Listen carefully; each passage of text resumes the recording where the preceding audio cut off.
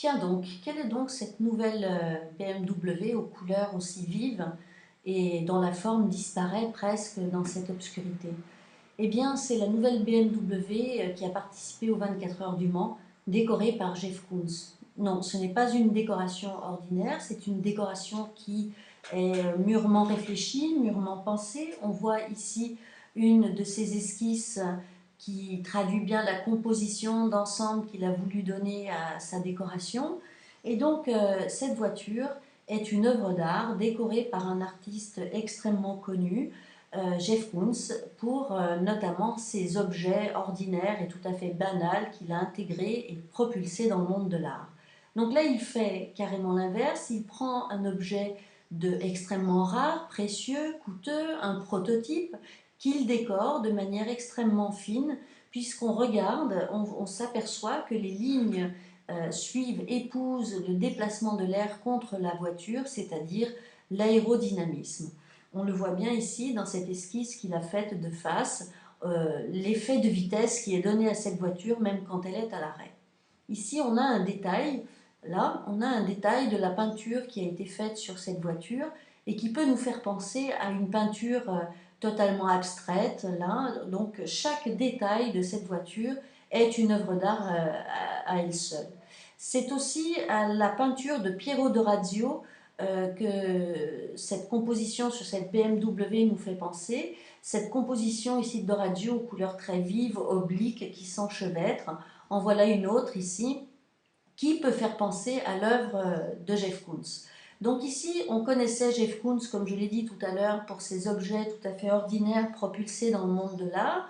On voit ici un ballon de baudruche dont la forme ressemble à celle d'un chien et qui amuse tant les enfants. Voilà l'exemple typique, c'est la signature de Jeff Koons des œuvres d'art qu'il a propulsées dans les villes et dans les squares. Mais le parallèle qu'on peut faire entre ce chien qui est en acier inoxydable, en matériaux réfléchissants, brillants, c'est aussi la caractéristique de cette BMW qui est lisse, qui est polie, qui est brillante et dont il donne ici une autre version colorée. On l'aperçoit ici vue de dessus.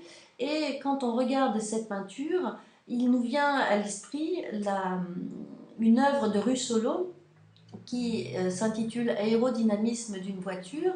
Donc là, si on regarde bien, on voit ici dans cette masse foncée l'esquisse d'une voiture, ici avec la roue, et on remarque que les courbes, les lignes, pardon, les lignes rouges évoquent l'aérodynamisme de cette voiture. On sait que Russolo a été un musicien qui s'est beaucoup intéressé au bruit des villes et notamment au bruit des voitures.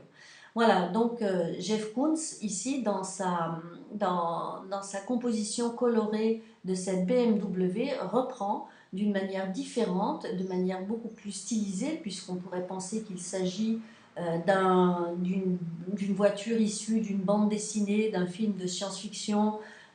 Ici, on regarde dans cette partie, là on s'aperçoit qu'il y a une explosion qui est bien stylisée, qui peut rappeler les mangas, dont Jeff Koons réutilise des codes issus de la culture populaire et de la bande dessinée. Donc là, on a vu Russolo. Ici, dans la tradition, on voit que là, c'est la voiture décorée, la BMW décorée par Andy Warhol. De nombreux artistes se sont intéressés à la thématique de la voiture. On a vu Russolo, ici Warhol.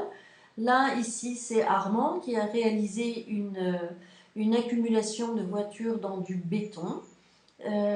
Ici, c'est Gilles Moore qui a fait une voiture taille réelle dans du carton. Et enfin, là, nous découvrons Bossut qui a fait cette œuvre intitulée Ruines, qui est une coque d'une Porsche totalement envahie par les ruines. Donc, pour revenir à l'œuvre de Jeff Koons ici, ce qu'on peut retenir de cette œuvre d'art, c'est que la BMW est déjà un prototype unique, mais avec la touche de l'artiste, elle devient une œuvre d'art.